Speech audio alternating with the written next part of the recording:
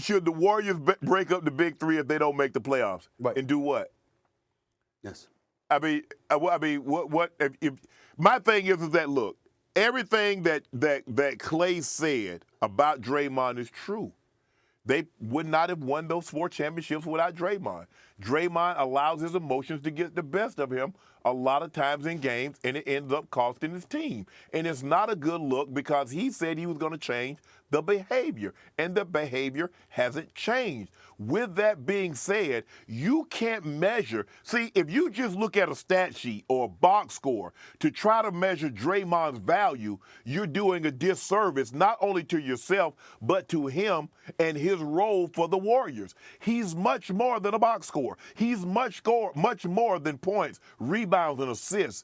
There's something to be said for being a leader that's invaluable, and that's what he is. And that's what makes me so upset with him, because he's such a leader and he continuously puts himself in harm's way, and he doesn't always put the best interest of the team first. More times than not, a lot of times, I think when he takes the court, all he's thinking about, how can I impact the game to make sure this team wins?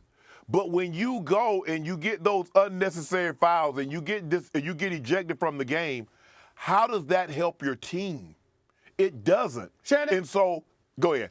Has anybody ever asked you, I'm dying to ask you this question. If Draymond Green was your teammate, taking into account the totality of his impact, both positive and negative, if Draymond Green was your teammate, what would you say? What would you do? What would your attitude towards him have been? I'm older, right? I'm the older guy. Okay, we could go with that. I'm the older guy. I'm going to pull him aside and say, Dre, bro, look, I understand that was a bad call, but you can't react and put us in harm's way continuously and then ask us to go in front of the cameras, because at some point in time, we get tired of explaining your behavior. That's the part that was upsetting at me, is that when I got out of line, Stephen A., I had my brother and my sister and my closest friends had to explain Shannon's behavior.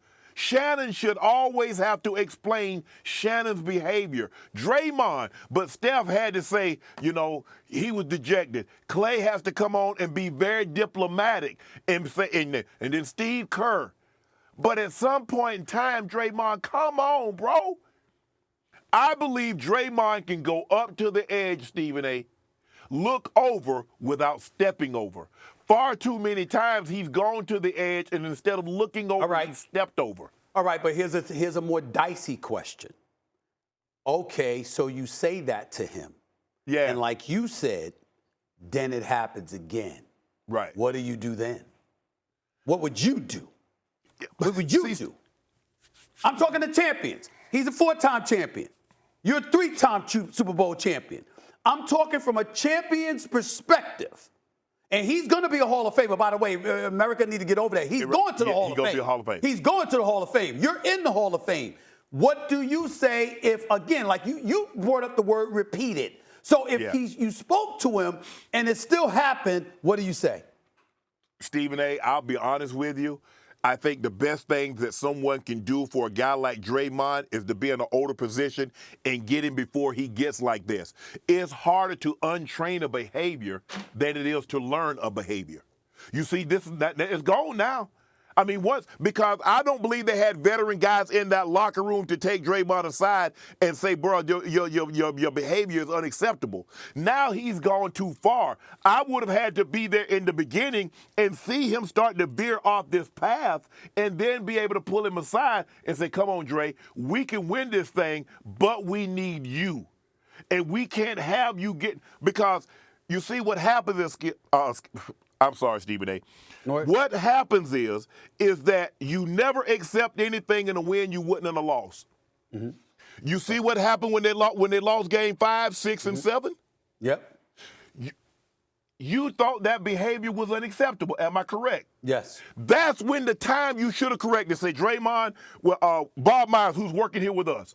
That's when you should have said, Draymond, any more instances like this, we're going to have to move on. But you got to remember, that's a bad example because I'm not one. I understand he got suspended because of the accumulation of transgressions. But I was never one that believed that the incident with LeBron in Game 4 of the finals was warranted. That was not Draymond. That was LeBron throwing him to the ground. Stephen A., do you remember when, when Robert Ory shoved somebody in Phoenix, those Suns. Phoenix beat National and those guys. They came off the bench.